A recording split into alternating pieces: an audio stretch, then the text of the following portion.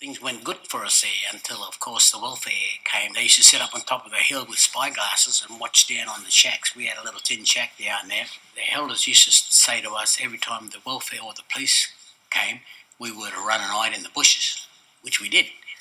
But of course, with this time, when I got caught, we didn't hear them or see them or anything. They were sitting and with spyglasses watching our house when Dad went to work. As soon as Dad went over the hill, they swooped down, came in, knocked on the door real loudly, and then sort of pushed their way in. And Mum was there with me and my three little brothers. One of them was just a baby. And they came in and they told Mum to pass the kids up and pass the little baby up and give them to me so that I can go out in the car and sit in the car and wait for them. And my other two brothers had to follow me. We all sat in the car there. And I'm crying out. I screamed out really loud to Mum to come and help us. And she looked around and then she turned her back and walked inside. And straight away then, I felt rejected by my own mother, by my own people. And the cry of my heart, it made me that angry because no one was there to help me. I was only thinking about me and my three little brothers all crying and crying out for Mum and Dad. And that was the last time I ever seen Dad. We never seen Dad again. He died. I didn't see my mother until years later, till I was about in my late 20s, going off at early 30s, you see.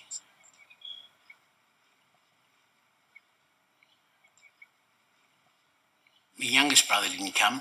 We dropped him off at Taree because he was too young. They sent him to a baby's home. We never seen him till a couple of years later on. And being brought up under this kind of a regime, with people telling you what to do all the time, and if you spoke back, you got flogged and you got beaten. And there was a lot of that was going on in the boys' home at the time that I was there for the 8 or 9 years that I was in the home as a kid, growing up. The white staff, who were all ex-army personnel, they used to tell us that our people were no good. They didn't want us. They didn't care for us. And not getting a visit for 9 years as a kid, growing up, you start to believe that. So I was brainwashed in that area. I've made 2 videos, which goes around to the universities, called Whitewashed. Is how I was brainwashed under the white man system. We were told what to do, when to do it, and how to do it, and everything else, and that's all we were told to do. I was given a number, 33, and they called me by that for 8 years, not my name. And we were beaten, flogged, molested, and everything else. But we couldn't tell anybody because nobody was allowed to come and visit us in the homes. So we were just little kids who were flogged, beaten, sent up the line. Everyone had hit you, about 100 guys had hit you. If you'd done any wrong, one of the worst main offences was to speak back to the white staff. If you'd done that, you were sent up the line. You'd get a beating.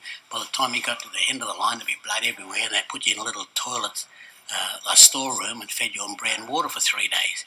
We were kids. Who could we tell, Couldn't tell anybody.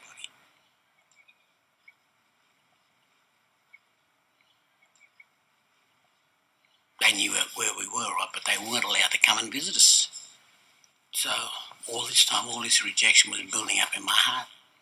I remembered that I had a grandmother who used to come and visit me and my 3 little brothers while we were in the boys' home. Beautiful, lovely person she was, and yet nobody else was allowed into the home, you see. But yet I'm sure God gave her the keys to get in, you see, because she used to come and they'd let her in, and she'd pray for us, and she was lovely.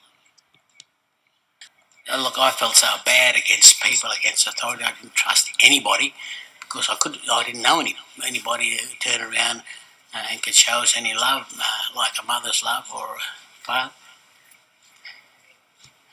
father's love. We missed out on all that. Weren't allowed to speak any Aboriginal culture, language, because I didn't know it because I was taken away at an early age, and so I really lost just about everything. I lost my family, we lost everything.